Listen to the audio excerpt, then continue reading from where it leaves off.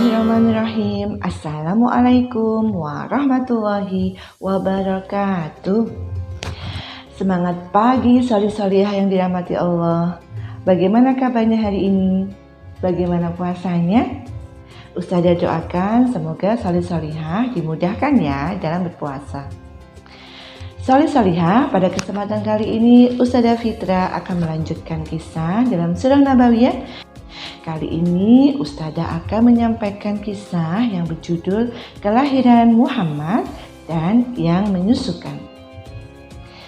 Solih-solihah, pada saat itu menjelang kelahiran Nabi besar kita, ada begitu banyak peristiwa-peristiwa aneh yang terjadi di dunia.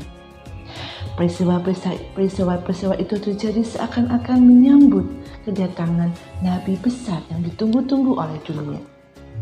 Contohnya adalah 14 tiang di istana Kisra yang begitu megah tiba-tiba ambruk. Api yang bertahun-tahun disembah oleh para pemuja api tiba-tiba padam. Dan di malam harinya satu bintang yang begitu terang muncul di langit. Orang-orang bijak Yahudi menyampaikan bahwa itu adalah pertanda sebentar lagi Nabi besar akan datang.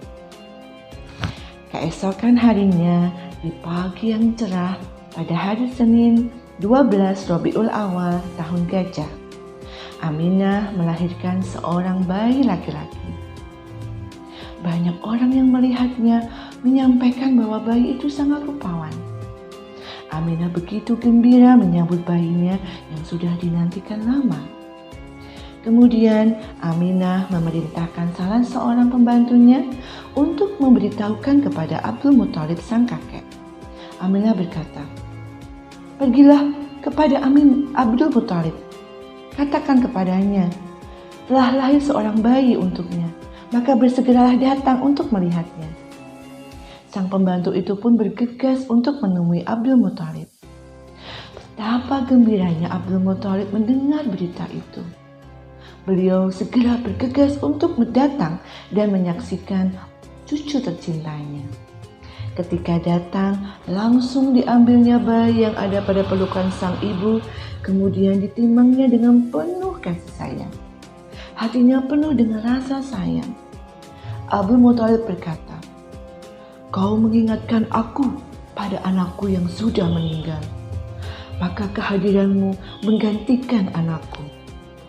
Dibawanya sang bayi itu ke Ka'bah, kemudian beliau tawaf bersyukur kepada Allah.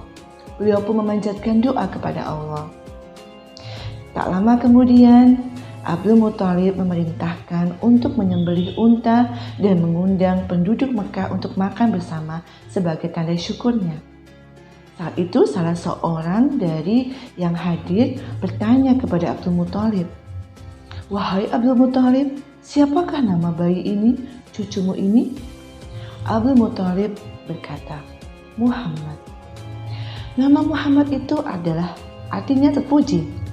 Sebuah nama yang saat itu tidak lazim ada pada kalangan bangsa Arab.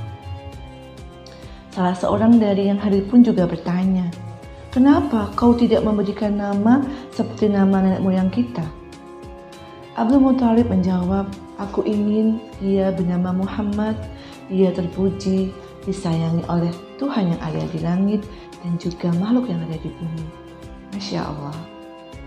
Waktu berlalu dan saat itu solih-solihah ada sebuah tradisi di kalangan bangsawan Quraisy menyusukan anak-anaknya, bayi-bayi mereka kepada para wanita-wanita di pedesaan, dengan tujuan agar anak-anak mereka tumbuh sehat, terhindar dari penyakit, dan mampu menguasai bahasa Arab murni yang ada di pedesaan. Saat itu datanglah serombongan kaum dari Bani Sa'ad datang ke Mekah. Salah satu dari rombongan itu bernama Halimah. Halimah dan suaminya datang ke Mekah dengan tujuan mencari bayi yang hendak disusuinya. Saat itu Halimah berkata kepada sang suami, "Wahai suamiku, unta kita sudah tua dan tidak mampu lagi untuk mengeluarkan susu.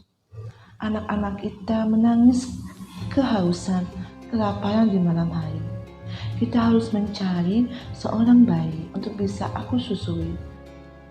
Sang suami menyampaikan, betul istriku, kita mencari anak yang bisa memberikan kita upah yang cukup untuk kita bisa menghidupi anak-anak kita dan bisa terhindar dari malapetaka ini, kata sang suami. Nah, sore-sore yang dirahmati Allah, saat itu hampir semua bayi-bayi bangsawan Arab sudah mendapatkan ibu penyusunya. Tinggal satu bayi yang ada saat itu. Halimah dan suaminya datang menemui sang ibu yaitu Aminah. Aminah menyampaikan kepada pasangan suami istri itu, bayi ini adalah anak yatim. Tinggal aku dan kakeknya yang merawatnya. Halimah dan suami merasa bimbang. Karena apa? Yang dicarinya adalah bayi yang memiliki ayah, di mana ayahnya bisa memberikan mereka upah yang layak untuk penghidupan mereka. Halimah dan sang suami kemudian menggelengkan kepala dan bergegas pergi untuk mencari bayi yang lain. Sebenarnya Halimah merasa sedih, tetapi Halimah karena kebutuhan akan anak-anaknya kemudian bersama suaminya mencari bayi yang lain. Aminah menatap sedih kepada bayinya. Hampir semuanya sudah ditemuinya dan semua menolak karena Muhammad adalah seorang anak yatim. Nah, salihah, kira-kira bagaimana ya kisah selanjutnya? Apakah Nabi kita dapat wanita atau ibu yang menyusuinya? Apakah Halimah ataukah ibu-ibu yang lain? Nah, kita tunggu ya episode selanjutnya. Dari Ustadzah Fitra cukup sekian.